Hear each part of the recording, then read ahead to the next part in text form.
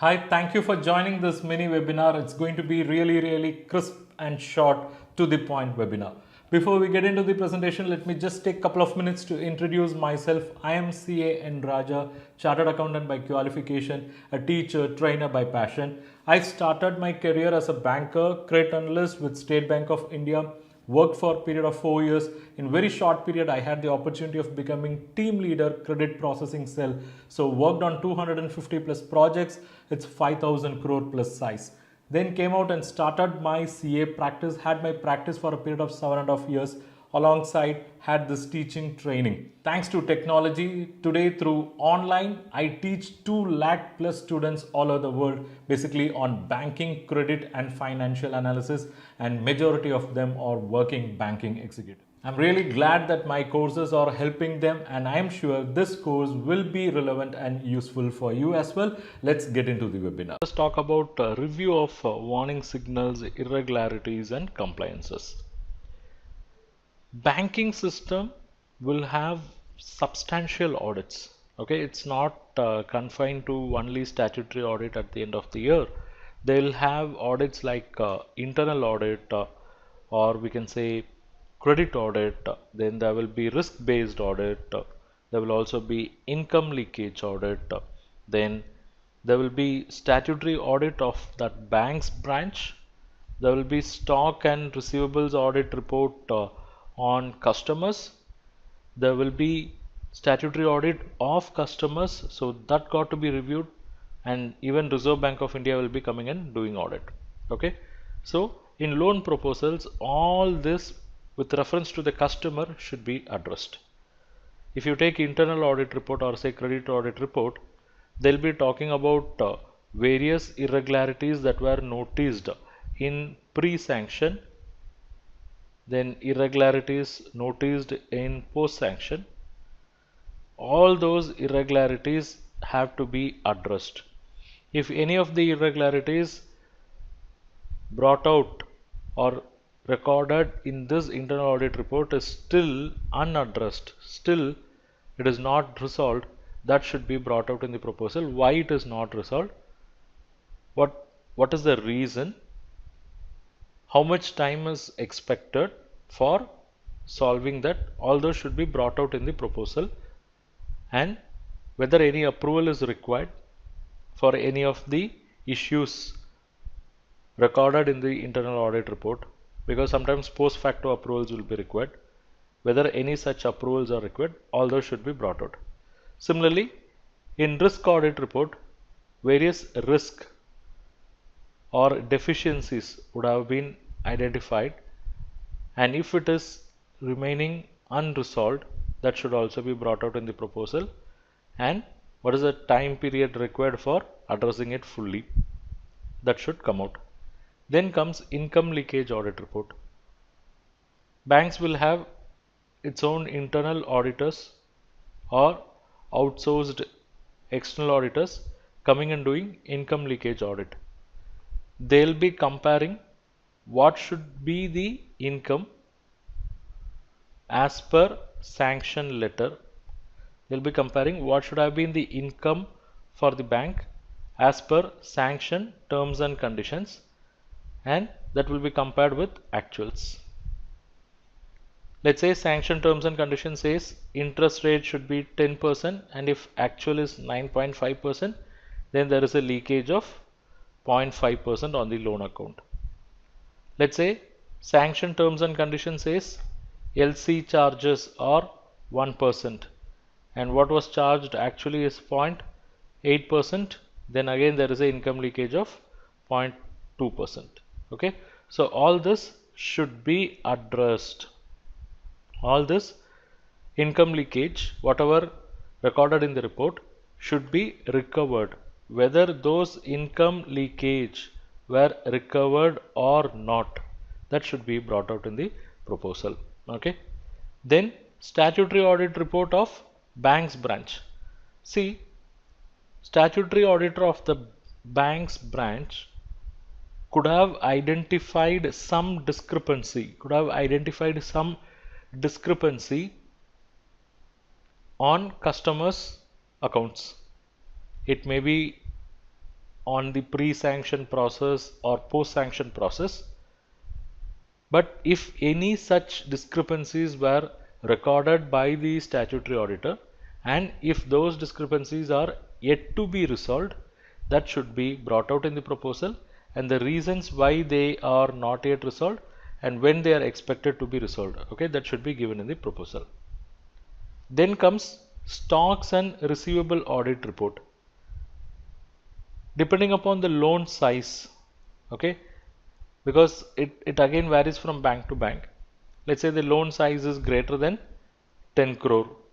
There will be a compulsory stock audit, or let's say stock and receivables audit of the borrower by a chartered accountant firm, and this will be based on sanction terms and conditions. This will be based on sanction terms and conditions. So when loan amount is greater than like this, when there are stocks and receivables audit report, and if the report is clean, when there are no issues, then absolutely we need not worry. But if the stocks and receivables audit report says there are issues in drawing power computation, okay, if it says there are irregularities, or if it says that there is a clean portion,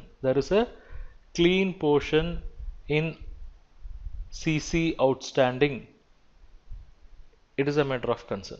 So what actions are taken?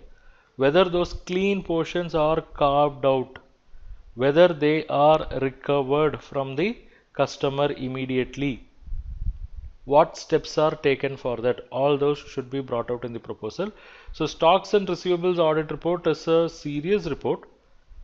If it comes with any negative observation, that got to be addressed at the earliest, and that should be brought out in the loan proposal. Then qualifications of statutory auditors of borrower, that is chartered accountant firm, statutory auditor of borrower, if he has any negative observations on the account which he had audited, we call it as qualifications. And if those qualifications are not yet addressed by the borrower, that should be brought out in the proposal. Let's say for example, there is a company called A Limited. Statutory auditor of A Limited, let's say X & Co. In his audit report, he had made certain qualifications with regard to non-compliance of accounting standards, or with regard to not following the legal provisions of Companies Act. Then those issues should be addressed by the directors in their directors report, and it should be convincing to the bank. If those issues are not yet addressed, that should be brought out in the proposal. What is the present status? What steps are being taken by the bank to address those issues? Okay, so that's very important. Then finally, internal audit report. Banks will also be audited by Reserve Bank of India at certain intervals. At that point, they'll be reviewing loan customers or loan accounts, and they'll also be making their or recording their observations on pre-sanction and post-sanction. So the discrepancies identified by Reserve Bank of India inspectors, auditors, if they are still pending unresolved, that should also be brought out in the loan proposal. Thank you so much. We have come to the end of this webinar, and I'm sure you would have really derived value from this short and crisp webinar. If you wish to continue this learning journey, I have an amazing opportunity for you. I have published several courses on banking and financial analysis area, each course costing 2,000 rupees. But for you, I'm going to give you a special offer. Here we go. Banking Credit Courses Bundle. This includes course number 1, Banking Credit Analysis Process. It's a comprehensive course with 200 plus lectures. It covers financial analysis, working capital, term loan, LC, BG. It's a comprehensive ever course. Then we have course number 2, That is how to carry out financial analysis as a banker. This is going to focus exclusively on financial ratio analysis, cash flow analysis, and fund flow analysis. Then comes course number 3, how to carry out term loan appraisal and analysis as a banker. It's a comprehensive course focusing on the technical aspects around project finance and term loan. These are all the topics.